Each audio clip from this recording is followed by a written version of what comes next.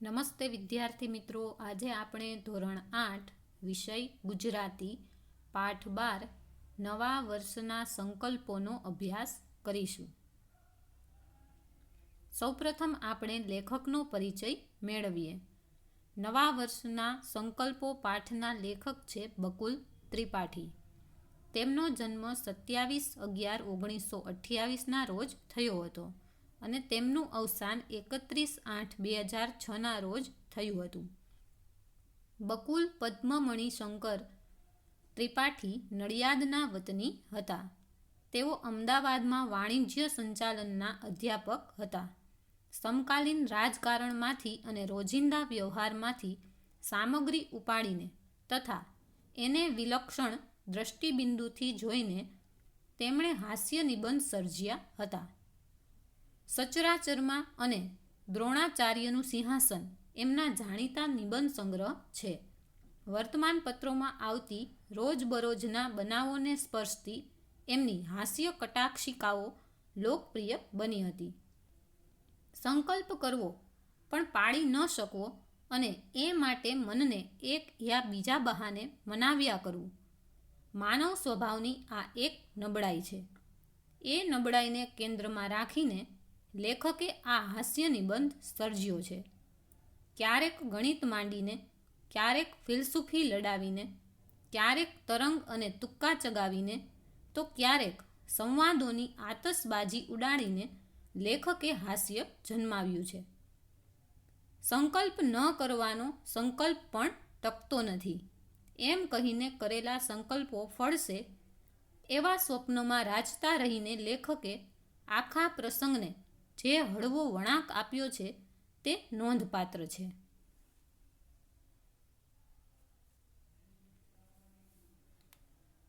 નવા વર્ષના સંકલ્પો. આજથી આખું વર્ષ વહેલા ઉઠવું છે. હવેથી નિયમિત નોંધપોથી રાખવી છે. આજ પછી કસરત ન કરી હોય તે દિવસે જમવું નહીં. કદી ચા ન પીવી. હંમેશા 1.5 કલાક કાંતવું. 3 કલાક વાંચવું ને વાંચવું જ. રોજ ગીતાનો એક શ્લોક. પાઈએ પાઈનો વ્યવસ્થિત હિસાબ. આખા સમાજમાં જે દિવસે આ મંત્રોનું મનોમન ઉચ્ચારણ શરૂ થઈ જાય ત્યારે સમજવું કે તે દિવસે બેસતું વર્ષ છે. જેમ શરદ પૂનમની ચાંદનીનું વાતાવરણ કવિઓને ગાંડા બનાવે છે, તેમ બેસતા વર્ષના દિવસની હવા પણ સામાન્ય જનોના મનમાં કંઈક નવો ચમકારો લાવી દે છે. આપણને એકદમ બુદ્ધ, મહાવીર, વિવેકાનંદ કે નેપોલિયન થવાની હોશ થઈ આવે છે. જીવનના વર્ષો એમ નિરર્થક સરી જતા લાગે છે અને એકદમ કંઈક કરી નાખવું, કંઈક તો કરી જ નાખવું એમ થઈ આવે છે. તો વિદ્યાર્થી મિત્રો, સમજૂતી મેળવીએ. હવે ઘણા લોકો નવા વર્ષે જુદા જુદા સંકલ્પો લેતા હોય છે. તેમાંના અમુક સંકલ્પો અહીં આપેલા છે કે આજથી આખું વર્ષ વહેલા જ ઉઠવું. અમુક લોકો એવા નિયમ લે છે કે નિયમિત નોંધપોથી રાખવી. આજથી કસરત ન કરી હોય તે દિવસે જમવું નહીં. ઘણા લોકો ચા ન પીવાનો સંકલ્પ લે છે, તો 1.5 કલાક કાંતવાનો સંકલ્પ લે છે. અમુક લોકો વિદ્યાર્થીઓ એમ કહે છે કે 3 કલાક વાંચવું અને વાંચવું જ. રોજ ગીતાનો એક શ્લોક વાંચવો. પાયે પાયનો વ્યવસ્થિત હિસાબ રાખવો. આવા જુદા જુદા સંકલ્પો લેતા હોય છે નવા વર્ષના દિવસે. હવે જે સમાજમાં, આખા સમાજમાં જ્યારે આ મંત્રોનું એટલે કે આવા સંકલ્પોનું જ્યારે ઉચ્ચારણ થતું હોય ત્યારે એવું સમજવું કે તે દિવસે બેસતું વર્ષ છે. જેમ શરદ પૂનમની ચાંદનીનું વાતાવરણ, શરદ પૂનમની જે ચાંદની છે તેનું વાતાવરણ છે કવિઓને શું કરી મૂકે તો કે ગાંડા કરી મૂકે છે. તે જ રીતે બેસતા વર્ષના દિવસની હવા પણ જે અમુક લોકોના મનમાં કંઈક નવો ચમકારો લાવે છે. એટલે તે દિવસે ઘણા લોકોને આવા સંકલ્પો કરવાની ઈચ્છા થઈ આવે છે. તે દિવસે અચાનક જ અમુક વ્યક્તિઓને આવા સંકલ્પો લઈ લે છે અને જે બુદ્ધ, મહાવીર, વિવેકાનંદ અને નેપોલિયન થઈ જવાની ઈચ્છા જાગે છે. અને એ લોકોને એમ લાગે છે કે આમ ને આમ અમુક વર્ષો તો આપણા નિરર્થક વયા ગયા, અને જો આ રીતે સંકલ્પ નહીં કરીએ તો આમનીમ જિંદગી નિરર્થક સરી જશે, એટલે કે પૂરી થઈ જશે. એટલે કંઈક તો કરી જ નાખવું જોઈએ એવું એ મનમાં નિશ્ચય કરે છે. દિવાળીનો ઉત્સાહ ઘણાને માટે વીર રસમાં પલટાઈ જાય છે. એમની આંખમાં ચમક આવે છે અને કોઈ ધન્યપણે એ આત્મ સુધારણા માટે સંકલ્પ કરી નાખે છે. આજથી રોજ આ કરવું, હવેથી કદી આ ન કરવું. સમજૂતી મેળવીએ. દિવાળીનો ઉત્સાહ ઘણાને માટે વીર રસમાં પલટાઈ જાય છે, એટલે કે વીર રસમાં ફેરવાઈ જાય છે. ઘણા લોકો છે એ દિવાળી ઉપર આવા સંકલ્પો લઈ લે છે. એમની આંખોમાં કંઈક તેજ આવી જાય છે અને કોઈ એવી ક્ષણે તે પોતાની જાતને સુધારવા માટે કંઈક સંકલ્પ કરી નાખે છે. આવા નિયમો લઈ લે છે કે આજથી રોજ આ કરવું જોઈએ, હવેથી કદી આ ન કરવું જોઈએ, એવા સંકલ્પો લે છે. પણ આ સંકલ્પોની મજા જ એ છે કે એ કરતાં જેટલી મજા આવે છે એટલી પાડતા નથી આવતી. દાખલા તરીકે મને જ એક બેસતા વર્ષે કોઈએ સલાહ આપી કે મારે આત્મ સુધારણા માટે કંઈ ઉચ્ચ સંકલ્પ કરવો. વહેલા ઉઠવાનું ઠરાવીને જો હું રોજ 7 ને બદલે 5 વાગ્યે ઉઠું તો વર્ષે મારા 72 કલાક બચે ને 50 વર્ષ ઉઠવાનું બચે ને 50 વર્ષની જિંદગીમાં 36,000 કલાક બચે. એટલે રોજ ફક્ત 2 કલાક વહેલા ઉઠવાથી મારી જિંદગીમાં લગભગ 4 વર્ષ જેટલો મબલખ વધારો થાય. સમજૂતી જોઈએ. હવે જો સંકલ્પો જેટલી આપણે પાડીએ છીએ, લઈ છીએ, એટલી પાડવામાં મજા આવતી નથી. જુદા જુદા સંકલ્પો લેવાય તો જાય છે પણ એ પાડી શકાતા નથી. થોડા દિવસો સુધી એ ચાલે પણ પછી સંકલ્પો ક્યાં વયા જાય એ આપણને પણ ખબર પડતી નથી. દાખલા તરીકે લેખક કહે છે કે લેખકને કોઈએ બેસતા વર્ષે સલાહ આપી કે મારે પોતાની જાતને સુધારવા માટે કોઈ એક સંકલ્પ લેવો જોઈએ, કોઈ એક નિયમ લેવો જોઈએ. એટલે વહેલા ઉઠવાનું ઠરાવીને લેખક કહે છે કે 7 ને બદલે જો હું 5 વાગે ઉઠું તો મારા 72 કલાક બચે અને 50 વર્ષ ઉઠવાનું બચે. અને જો 50 વર્ષની જિંદગીમાં કેટલા વર્ષનો વધારો થાય તો કે 36,000 કલાક એ કામને આપી શકે. જે સુવા પાછળ એ પોતે વ્યતીત કરતા હતા એ 36,000 કલાક એ પોતાના કામમાં વ્યસ્ત રહી શકે.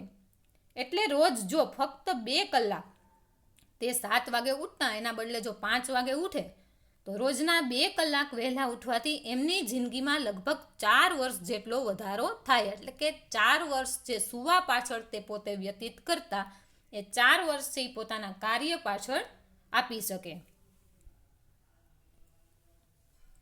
આ વિચારથી ભોળવાઈને મેં તો સંકલ્પ કરી નાખ્યો કે બસ કોઈ દિવસ પરોઢના 5થી મોડા ઉઠવું નહીં. બેસતા વર્ષને દિવસે તો જાણે 5 વાગ્યે ઉઠાયું, પણ એ દિવસના થાકને લીધે બીજની સવારે તો 7:30 ઉઠ્યો. પછી પાંચમ સુધી તો જાણે દિવાળી જ કહેવાય, એટલે મોડા ઉઠવામાં વાંધો નહીં. છઠને દિવસે 5 વાગે જ ઉઠવું હતું, પણ બન્યું એવું કે બીજે દિવસે 5 વાગ્યે ઉઠવાનું છે એ વિચારથી પાંચમની રાત્રે મને એટલી બધી ચિંતા થઈ કે રાતના 1:30 સુધી ઊંઘ જ ન આવી. આથી છઠની સવારે પણ 8 વાગ્યે ઉઠાયું. છતાં સાતમને દિવસે તો સંકલ્પ તાજો કરીને એલાર્મ ગોઠવ્યું, પણ બીજે દિવસે 8:30 જ ખબર પડી કે કાંટો ખોટો ગોઠવાયો. પછીને દિવસે એલાર્મ ગોઠવતા ધ્યાન રાખ્યું તો વળી ઘડિયાળ બગડી ગયું અને વહેલા ન ઉઠાયું. કાર્તિકી પૂર્ણિમા સુધી ઘડિયાળનું સમારકામ ચાલ્યું. વદ પડવાની રાત્રે ગોઠવ્યું, પણ ચાવી આપવાનું ભૂલી જવાથી રાત્રે 2:30 વાગ્યે ઘડિયાળ જ બંધ પડી ગયું. સમજૂતી મેળવીએ. હવે લેખક છે એવો સંકલ્પ કરે છે વહેલા ઉઠવાનો. કોઈએ એને સલાહ આપી હતી, એ સલાહથી ભોળવાઈને સંકલ્પ કરી તો નાખે છે કે બસ રોજ હવે 5 વાગે જ ઉઠવું, 5થી મોડા ઉઠવું નહીં. બેસતા વર્ષના દિવસે તો આપણે પણ વહેલા ઉઠીએ છીએ, એટલે લેખક પણ 5 વાગે ઉઠ્યા. પણ એ દિવસે બધા લોકોને મળવાનું થયું, એકબીજાના ઘરે જવાનું થયું. એના થાકને લીધે જે બીજની સવારે છે લેખક 7:30 ઉઠે છે. અને પછી લેખક મનમાં વિચારે છે કે પાંચમ સુધી તો દિવાળીનો તહેવાર જ કહેવાય. તહેવારમાં મોડા ઉઠીએ તો ચાલે, એટલે મોડા ઉઠવામાં કોઈ વાંધો નહીં. એટલે પાંચમ સુધી લેખક મોડા ઉઠે છે.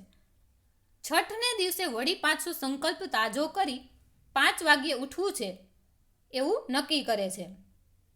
તો એની ચિંતામાં ને ચિંતામાં લેખકને આગલી રાત્રે નીંદર આવતી નથી. એટલે તે પોતે છે છઠની સવારે 8 વાગે ઉઠે છે. છતાં સાતમને દિવસે સંકલ્પ તાજો કરે છે, યાદ કરી અને એલાર્મ ગોઠવી દે છે. પણ બીજે દિવસે એને ખબર પડે છે કે કાંટો ખોટો ગોઠવાઈ ગયો હતો, એટલે મોડું ઉઠાય છે. વળી પછીને દિવસે એલાર્મ ગોઠવતા ધ્યાન રાખે છે. ધ્યાન રાખી અને એલાર્મ ગોઠવે છે, કાંટો પણ સરખો ગોઠવે છે. તો રાત્રે છે ઘડિયાળ બગડી જાય છે અને એલાર્મ વાગતો નથી.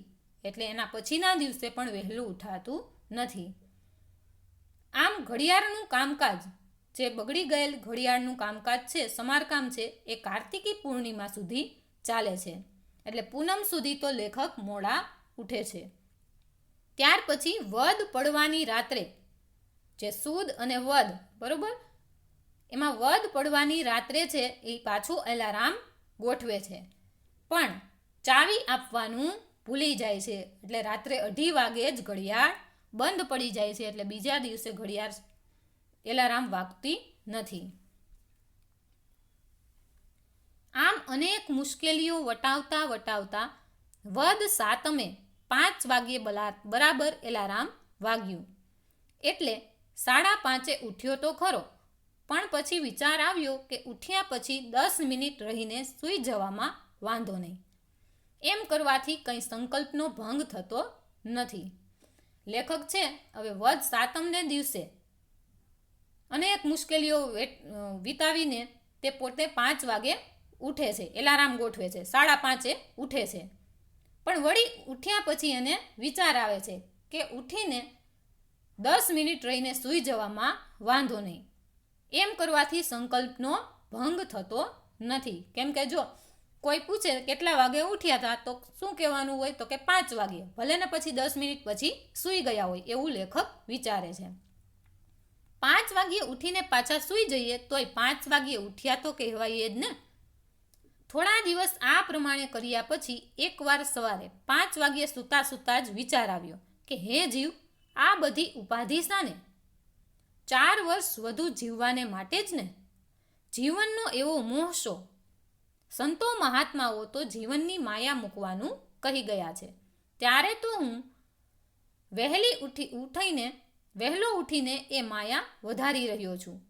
આવો મોહ શું કામ રાખવો? હવે લેખક છે હવે એક દિવસ સૂતા સૂતા વિચાર કરે છે. 5 વાગે તે પોતે સૂતા હોય છે અને વિચાર કરે છે કે હે જીવ, આ બધી ઉપાધિ શાને? વહેલું શું કામ ઉઠવું જોઈએ? જિંદગીના 4 વર્ષ છે એ આપણે કાર્ય કરી શકીએ એ માટે જ ને. જિંદગીનો આવો મોહ શું કામ? સંતો અને મહાત્માઓ, સાધુ સંતો છે એ તો આપણને જીવનની જે સંસારની માયા મૂકવાનું કહી ગયા છે. તો હું તો ઉલટો આ માયા વધારી રહ્યો છું. આવો મોહ શું કામ રાખવો જોઈએ એવો વિચાર કરે છે. મારી આત્મ સુધારણા તો આમ ફિલસૂફીને પંથે ચડી ગઈ. એટલે પેલો વહેલા ઉઠવાનો સંકલ્પ પણ શબ્દ રચના હરીફાઈના અડધા ભરાયેલા વ્યૂહ જેવો એમને એમ પડી રહ્યો. હવે લેખક છે એ રાત્રે 5 વાગ્યે છે એ વિચારે ચડી જાય છે અને એનો સંકલ્પ છે એમને એમ ત્યાં પડ્યો રહે છે.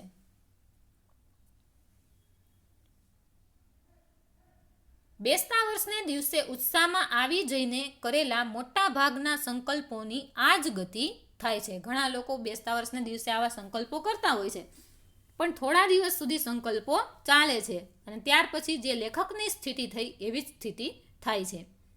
એક જણે દિવાળીની રાતથી જ ચા છોડી દીધેલી. હવે બીજું ઉદાહરણ છે કે એક વ્યક્તિએ દિવાળીની રાતથી જ એણે એવો સંકલ્પ કર્યો કે હું કાલથી ચા પીશ નહીં. એમનો સંકલ્પ જીવેલો પણ ખરો, એટલે કે લાંબો સમય ચાલ્યો પણ ખરો. 1 અઠવાડિયું, 2 અઠવાડિયા, 3 અઠવાડિયા એમણે ચા ન પીધી તે ન જ પીધી. એણે સંકલ્પ પાડ્યો. માતાનો પ્રેમ છે, પિતાની આજ્ઞા, ભગિનીના આંસુ અને પત્નીની ધમકી, મિત્રોની મસ્કરી, ચાની જાહેર ખબરો કોઈ એમને ચડાવી ન શક્યું. માતાનો પ્રેમ છે, પિતાએ આજ્ઞા કરી, ભગિનીના આંસુ એટલે કે એની બેનના આંસુ, પત્નીની ધમકી, મિત્રોએ મશ્કરી કરી, ચાની જાહેર ખબરો, પોસ્ટરો જોયા, તોય એનો સંકલ્પ છે એ તૂટ્યો નહીં. કોઈ એમને રોકી શક્યું નહીં. એમના એ સંયમનો મહિમા દિશામાં ગાજી ઉઠ્યો. તે પોતે સંકલ્પમાં કેટલા સંયમી છે એ ચારે બાજુ છે એ ખબર પડી ગઈ. છેક સ્વર્ગમાં પણ એના તરંગો પહોંચ્યા અને ઇન્દ્રનું આસન પણ ડોલી ઉઠ્યું. આ લેખક છે કાલ્પનિક ભાષાનો ઉપયોગ કર્યો છે અહીં કે એનો સંકલ્પ એટલો બધો ટક્યો કે જાણે ઇન્દ્રનું આસન પણ એણે ડોલાવી નાખ્યું.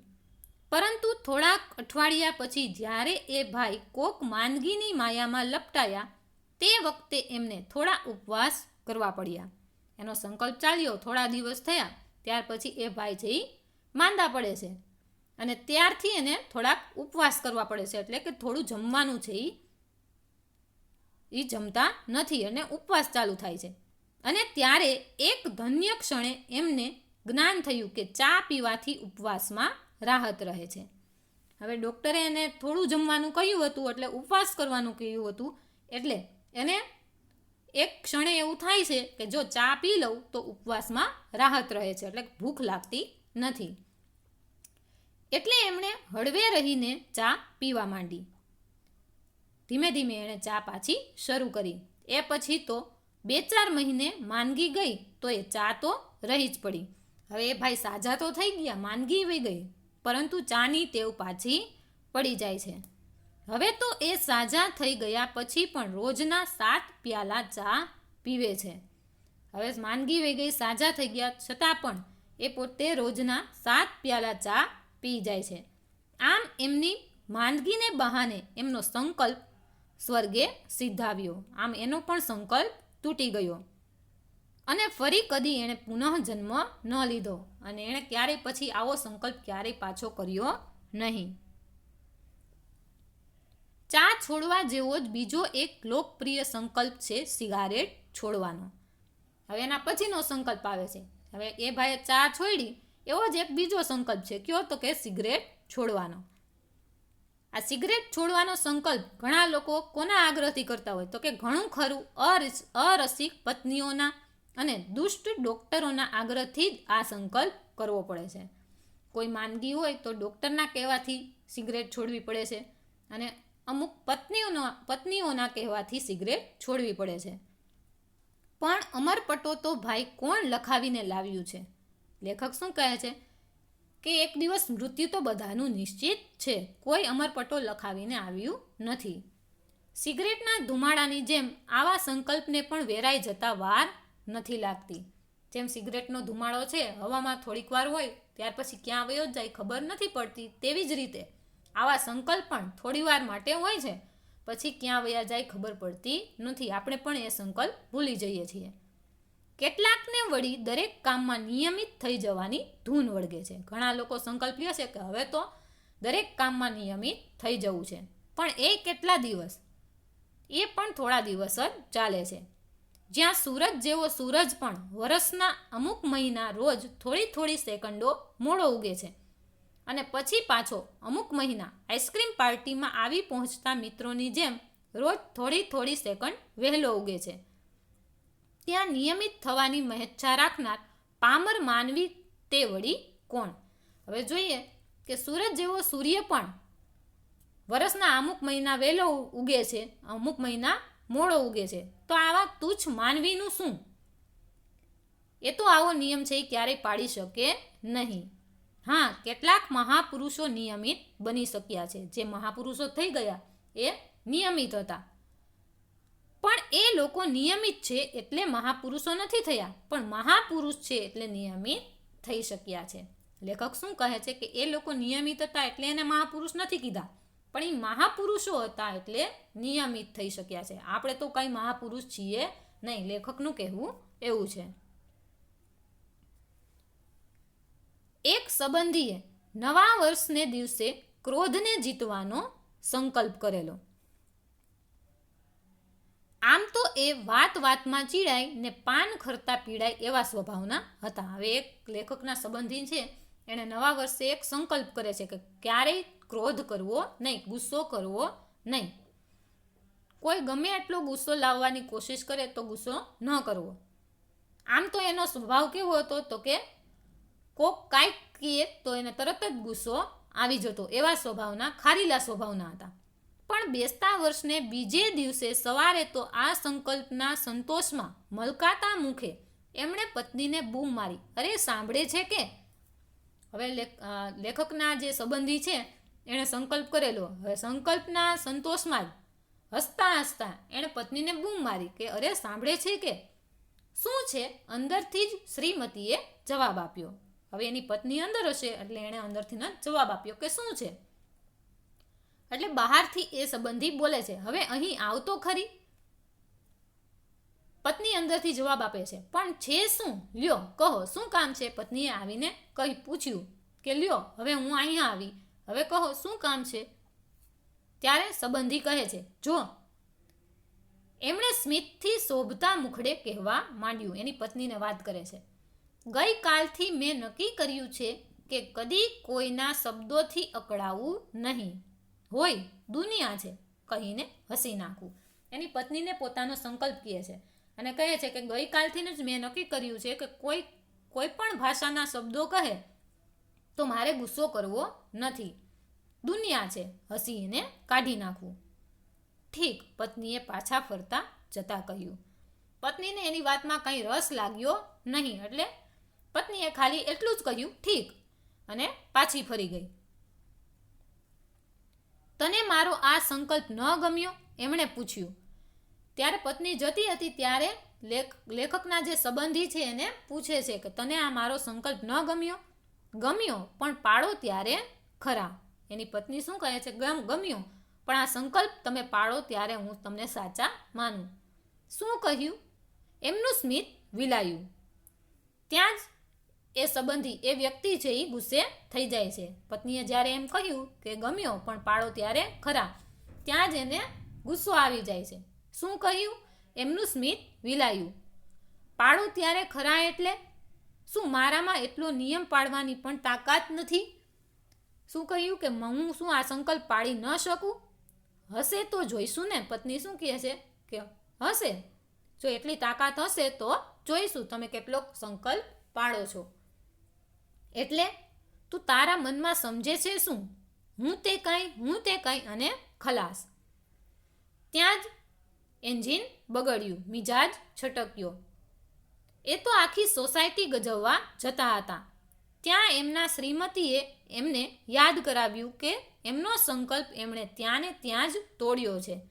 ત્યારે જ માંડ એ શાંત થયા. હવે પત્નીએ જ્યારે એટલું કહી દીધું કે જોઈશું તમારામાં સંકલ્પ પાડવાની કેટલી તાકાત છે, ત્યાં જ એનો ગુસ્સો આવી જાય છે, એન્જિન બગડી જાય છે. અને એ તો આખી સોસાયટી ગજવતા જતા હતા. ત્યાં જ એની પત્ની એને યાદ કરાવે છે કે જુઓ, અત્યારે જ તમે સંકલ્પ તોડી નાખ્યો, અત્યારે જ તમે ગુસ્સો કર્યો છે. ત્યારે એ માંડ શાંત થાય છે. આમ નવા વર્ષના સંકલ્પો એટલે વહેલી પરોઢનું ઝાકળ. જેમ સવારમાં ઝાકળ છે એ થોડા સમય માટે હોય છે, અને જેમ જેમ દિવસ ચડતો આવે છે એમ ઝાકળ ક્યાં વહી જાય છે ખબર પડતી નથી. એમ આ નવા વર્ષના સંકલ્પો એટલે વહેલી પરોઢનું ઝાકળ. બે ઘડી સંતોષ આપી પાછી ઉડી જવાનું. થોડીક વાર ઝાકળમાં આપણને મજા આવે, સંતોષ મળે, અને પછી ઝાકળ ક્યાં વહી જાય છે ખબર પડતી નથી. એવી જ રીતે આ સંકલ્પ છે એ થોડીક વાર માટે આપણને સંતોષ આપે છે, પછી ક્યાં વયા જાય છે એ પણ આપણને ખબર પડતી નથી.